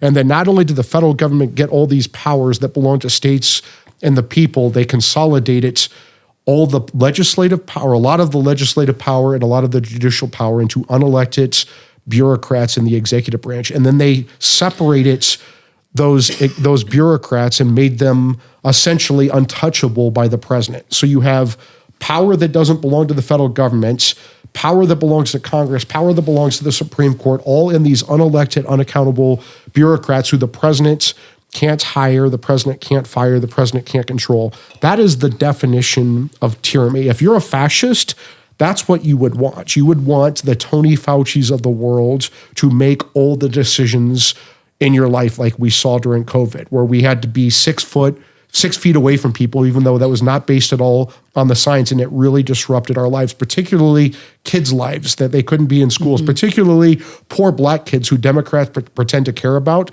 Those kids were not on Zoom classrooms in their homes. They were not being fed. They were not being treated properly. They were being neglected, abused. They're already poor. They're already behind. They're being abused and neglected because of these COVID lockdowns. Do you think that the Tony Fauci's of the world, the elite, cared? No, they wanted this misery. The cloth mask mandates. Cloth masks do not work. The only thing that would stop COVID from spreading is if you had the surgical masks, the 95s on your face, perfectly on your face, then you could stop the spread of COVID. Right? That don't work anyway in a normal environment, because they work for a short period of time. Like if you're a surgeon, if you're a surgeon in a controlled environment, right? And you use it and you throw it out, and then you wash your hands. But taking it on and off and this and that and reusing it and all that between nonsense, bites and sips, it doesn't. None of that works. But going back to that layer of unelected bureaucrats who are not answerable. That's the senior executive service. Yes, that's who Trump is going after right now. He's firing those people. He's getting rid of their protections. He's closing down agencies. Remember, we have to take out the lawyers. We have to take out the deep state operatives. You take out those people first, and that's how you can bring long-term change. You have to take out those pawns. You have to take out the legal pawns at the law firms. You have to take out these career SES pawns in the executive branch, the people who are funding, Hamas terrorists killing Americans under the guise of Gazan relief, the people who are funding transgender mice research and Durka land, right? These are the people you have to take out if you're going to bring the changes. Look. Okay, so how does he take them out, though? Because what we're seeing right now, say the Department of Education, right, created by an act of Congress, therefore has to be, you can turn off the lights, you can get rid of everybody, you can shut down its operations, but doesn't it take Congress to get rid of it? Yes, if it was created by statute, you need to get rid of it by statute. But the statute doesn't say you have to have 100,000 employees, for example. Maybe you can do it with 1,000 instead of 100,000. Right. But can he get rid of it? Would this Congress, he has a majority, would this Congress actually vote to do that? Would they possibly, you have to build the political case, and you'd have to do it through reconciliation where you only needed 51 votes in the Senate instead of 60 votes is what you normally need through. Because you're not going to get 60 votes. No way. But look, I've always said this. I think that look, I started the Article 3 project because I saw the void on the right for people who had insider knowledge who were willing to fight, like a thick-skinned monkey like me, right? So emphasis on thick skin. But what I think needs to happen is we always talk about draining the swamp. Well, guess what? The reptiles are not going to drain the swamp. Congress, their own swamp. No, they're not going to do that. Why would the political branches will never drain the swamp? Why would the reptiles drain the swamp? That's why they never vote on term limits. They talk about it, they draft it, and they never vote on it. So this is how you're going to have to get rid of these departments and agencies. It has to be through the courts, and it's going to have to be over 20 years. Now, what Trump 20 years? It's going to take 20 years to do. But what about an emergency declaration? War powers. I don't know if that would work, but I would say this: what Trump is doing with Elon Musk to disrupt right now is speeding up that process from 20 years to 4 years. It's hugely important. I didn't think that anyone would have the courage to do what Trump and Elon Musk are doing, and they're doing it, and it's going to be chaotic. It's going to break a lot of China. It's going to cause a lot of disruption. It's going to cause a lot of chaos. We're going to lose some cases from time to time, but the overall, this is speeding up the dismantling of the executive branch from 20 years to 4 years. Does he even have 4 years? If, for example, what's going to happen in the midterms? Because if they could steal the 2020 election, they could steal the midterms again. Absolutely. And people didn't pay attention to a lot of the down ballot races in 2024. There was a lot of cheating that went on. Yeah. I mean, there's non-citizens that have voted in multiple states. Yeah, that's why if you deport 15 million illegal immigrants, they can't vote. So that's but they're not even close to 15 million. I hear you, but and they don't have a snowball's chance in hell. The pace they're going right now, they don't have a snowball's chance of getting close to 15 million. Well, I mean, they got the border. Remember how many people were coming across the border? Yeah, they stopped the bleeding. Yeah, so and then now people are even starting to self-deport, right? So that's a good thing. Once you go after the employers in America and say that if you employ these illegal immigrants, we're going to charge you with harboring illegal aliens under our federal criminal statutes, that ends the problem overnight. Like if they have nowhere to work, they're going to go home, right? So a lot of them. So look. A lot of them are here doing criminal activities. I don't mean to say that's not to disparage good people, because there are many good people. No, I hear you. A lot of them are cartels. But they used good people. I mean, the CCP, the Venezuelans, the Iranians, I mean, every adversary the United States has used good people as a cover to insert foreign military organizations into this country. Hackers, spies, I mean, you name it. And I mean, the Chinese PLA alone, People's Liberation Army, has more than 250,000 trained, uniformed soldiers inside this country. And they used good people, to get in, right? Yeah, I used to be kind of weak, soft on immigration. I used to say, well, maybe they came here illegally, but they're good people, and they're just coming here to work. I have after Biden led this mass invasion over the last 4 years, I have zero sympathy. I have zero compassion. I want to get anyone who's here illegally. You're a criminal. Get the hell out of our country, particularly if you're in a Venezuelan gang, Tren de Aragua, a foreign terrorist organization, or you're MS-13. Get them the hell out of our country. I have zero. Joe Biden in the last 4 years has made it where I will never have compassion again for illegal immigrants who come to our country. Well, the problem is that the globalists and the open borders crowd took human beings and turned them into a weapon system. Pawns. They're pawns. No, they're a weapon system. Yeah. They're a weapon that they used. I mean, sometimes people invade with tanks. Sometimes they invade, with an air force and all the rest of it. They invaded with human beings. And some of those human beings, they're mothers and fathers and children and all the rest of it. So it's in a way, it's the perfect weapon system for them, because now it's not the same as going onto the battlefield and removing a bunch of shells or landmines, right? No one cares about the landmine. but a lot of people care about the human beings. And now you've got people like Trenderagua who have brought in groups of 20, 30, 40 young girls from Venezuela to be, we say trafficked, but the truth is to be raped over and over and over again until their debt is paid off. And what happens to them? Some of these people have children, some they're getting deported as prostitutes, and their children are being left behind. And so they created a mess. It's an absolute mess. It's like trying to do surgery from your body, even if you have a cancer inside you. You have to pull this out because you have an invasion. You have an entire shadow culture that has been inserted. And you say 15 million, but I talk to a lot of people who think it's more like 18, 20 million. And so it's been inserted into your country. It's taken root, and now ripping that out is going to be painful. And nobody else worldwide has had the courage to do it.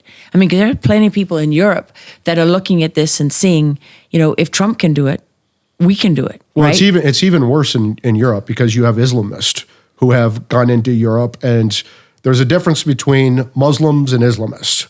Islamists are radicals who want to destroy the West. They want to go into these European countries. It's an invasion. They don't want to assimilate. They want to conquer. They do not want to become part of Europe. They want to destroy some Europe. of that here. Yeah, there's some of that in America, and it's getting worse. Thank God Trump is going to stop and hopefully reverse that. But it's really bad in Europe. And the American people need to understand that if Islamists take over Europe, do we want to keep pledging our NATO support for Europe? Do we want to defend Europe if they've been conquered by Islamists? I don't think so. I think Europe needs to understand that if they don't take care of their Islamist problem, if they don't get these radical jihadists the hell out of their continent, the American people are not going to have the political will to finance their security. To finance their security. So get your house in order, Europe, because your security, your existence could crumble pretty fast. What's the next step in the legal battle, in the legal defense of Trump's executive branch, Article 2 power? I think we have to weather these lawsuits. We have to keep fighting back. The Justice Department, as they get people confirmed to these key posts, they'll keep staffing up.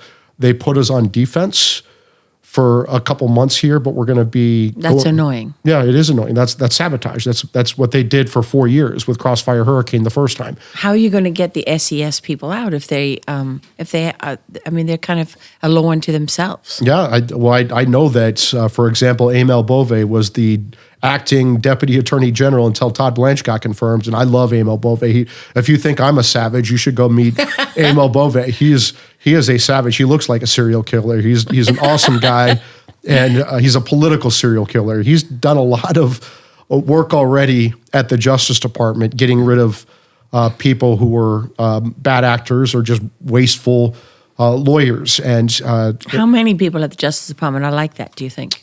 A good chunk of them. And that's 50%? The problem. Higher. Meaning they're either... I wouldn't say that the Justice Department I wouldn't say that it's wasteful as much as there are left-wing radicals in these key career jobs. And there's the Attorney General who's political. There's the Deputy Attorney General who's political. There's the Associate Attorney General who's political. There are Assistant Attorneys General for each one of the divisions who are political.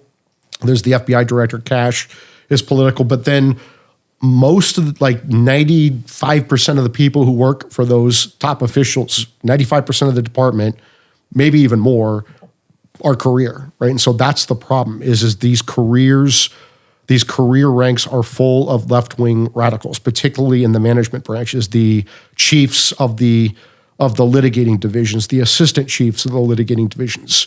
Emil Bove and Pam Bondi and Chad Mizell, the chief of staff, and Todd Blanche, the deputy attorney general, they're going through those very quickly, and they're getting people out of those jobs and getting better people in these jobs. There's been a judge who blocked even that, right? Yeah. Even saying that you can't fire people. Yeah, they tried to. Now they've been successful on appeals on firing people, right? But that's what these activist judges look. This is going to be a slog every day for 4 years. But at the end of these 4 years, we're going to be successful. We're going to have our executive branch back to what the Constitution requires. We're going to be dismantling these agencies. We're going to be returning power to the states and to the people as is required under our Constitution. And under the Constitution, can the president get rid of the Federal Reserve since it's not a federal agency? It should be. You have to ask this question. If it is an executive branch agency that doesn't report to the president of the United States, how is that constitutional? And the answer is it's not. It's not. So can he? What I would do if I were the president is I would order the chairman of the Federal Reserve to dismantle much of the Fed and fire much of the people. And if the Federal Reserve chairman doesn't do that, fire the Federal Reserve chairman, and that becomes a legal dispute for the Supreme Court of the United States to resolve.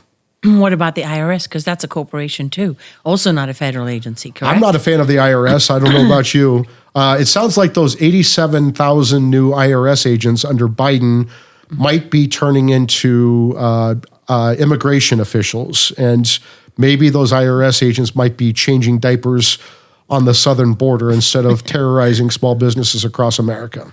Well, but is it a federal agency? I mean, it's a corporation, is it not? Formed in Puerto Rico. The IRS Internal Revenue Service is a part of the Department of the Treasury. So I don't know about the Puerto Rico thing. I've never heard that, but that sounds like a very interesting rabbit hole to go down. So, well, I would like to know. I've been trying to figure it out. We should make it a defunct agency in Puerto Rico. So let's work on that. Will it become the External Revenue Service? Yes, make tariffs great again under President Trump. So yes. Okay. Most critical legal issue facing the president at this moment. So the most critical legal issue, I think, is his ability to conduct his foreign affairs. And if the Supreme Court allows D.C. Obama Judge Jeb Boasberg to sabotage the president when he's sending planes full of the worst terrorists in the Western Hemisphere out of our country, that's going to be the most important issue for the Supreme Court to resolve because I can't think of anything more lawless and dangerous than what Judge Boasberg did by exposing this ongoing military operation, by ordering planes turned around ever, let alone if he doesn't know the fuel levels or doesn't know the security footprint in America to return those. And it's just a unbelievably lawless order and dangerous order that he thinks he can order the president of the Doesn't he have a conflict of interest anyway with his daughter? A lot of those D.C. judges have conflicts of interest. Their spouses are getting grants from USAID. Their daughters are working for NGOs that are funded by the government or take positions. Or political campaigns. Or it's a mess.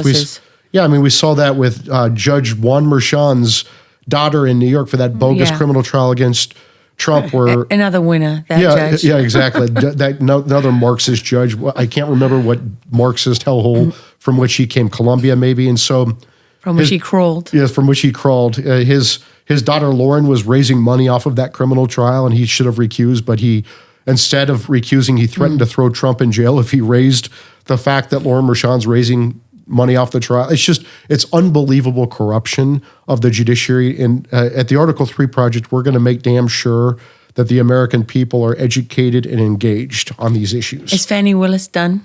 Big Fannie? Yeah. You saw her. She was with Nathan Wade again. I want to say this to Nathan Wade, and I mean this in all sincerity. This is going to be good. Okay, let's hear it. This will be good. So she paid you $700,000 to Nathan Wade, clearly because he's a legal genius, as we saw. And, Big Fannie got these kickbacks around the world. She went to Belize, the Caribbean. She's a Grey Goose girl. She lived it up. She lived large with Nathan Wade. After we saw her in that court proceeding where she went nuts, I actually have a great deal of sympathy for Nathan Wade. I don't think he got paid. I don't think $700,000 is enough money to be stuck with that slob. And they're stuck together. So Big Fannie, I hope Big Fannie understands that she also could be the target of any criminal investigation for conspiracy against rights, just like Tish James and Big Tish in New York, Nathan Wade. These are all these Democrat prosecutors and agents and operatives, witnesses, judges who engaged in this criminal conspiracy against President Trump to take him off the ballot, bankrupt him, throw him in prison for life. It's unacceptable what they did, this Lawfare. I've been fighting it for the last 4 years at the Article 3 Project. I will continue to fight it every single day. People call it retribution. I call it law enforcement. And there's going to be accountability for what they did. Will the president back efforts to restore January 6 defendants? Because I know he did an enormous thing by pardoning people. Yeah. But so many people's lives have been destroyed. Yes. They lost their jobs. They lost their homes. Some of them lost their families. Some of them lost custody of their children. I mean, they're fighting on so many different fronts. And I wonder if he's aware that there is a concerted effort, which has been articulated on a number of different sort of leftist style shows, to continue to go after and target people pardoned by the president, to put as many of them back in jail as possible.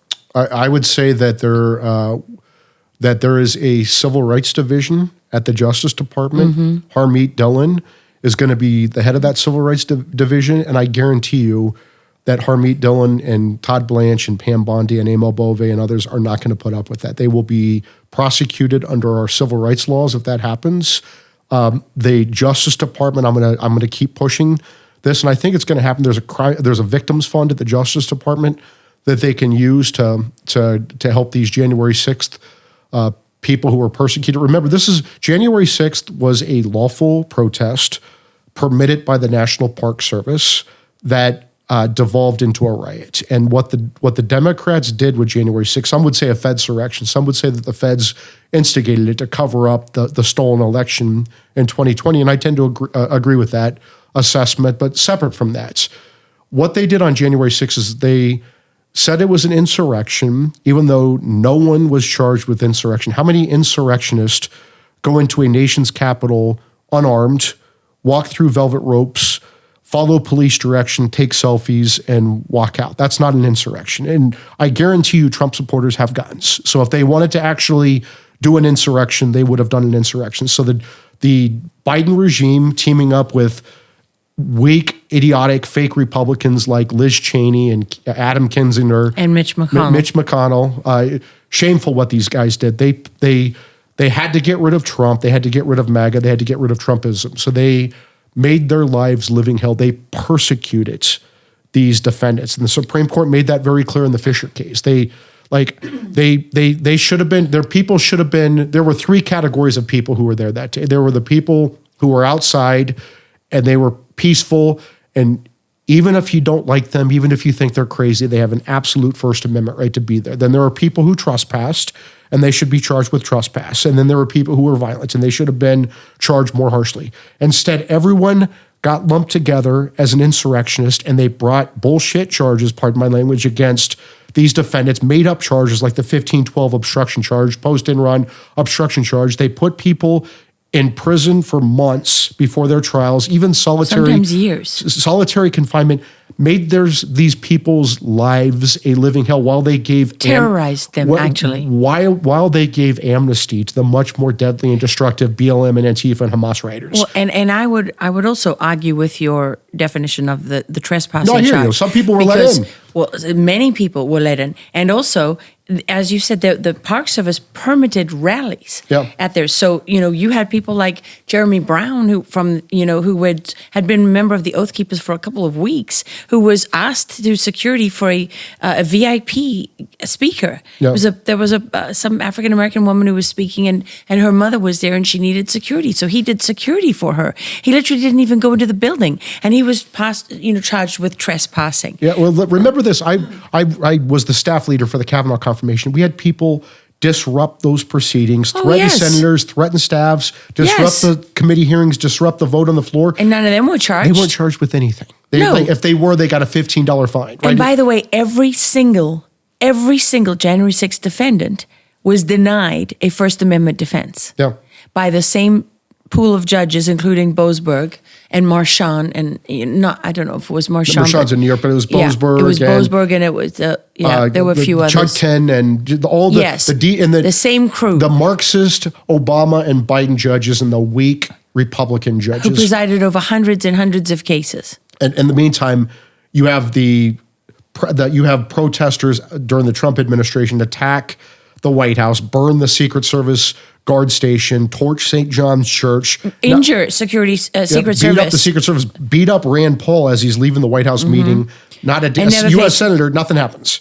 Yeah, and so you have a lot of these people who's, they're never going to get that 4 years back. Yeah, they need to be restored. And you have people like Matthew Perna, who put a rope around his neck and took his own life. Yeah, these people because need he'd to be never been restored. in trouble in his life, and and they were threatening to remember the terrorism enhancements and things like that.